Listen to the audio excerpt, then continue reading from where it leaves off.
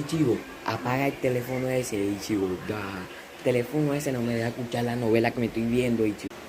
Sí, sí, sí, papi, no te preocupes que yo lo voy a apagar ya.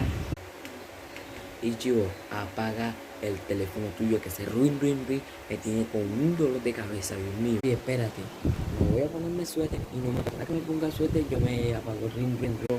¿Por qué tiene el teléfono apagado? ¿Por qué tiene el teléfono? Ah, ya sé, ya sé. Hay otra mujer que tú quieres conquistar, ¿verdad? Pero si yo lo apagué porque a ti te molestaba el ring, ring, ring de mi teléfono, por eso lo apagué. Chivo, ya estoy mirando tu teléfono y ya estoy mirando. Vamos a ver qué tiene.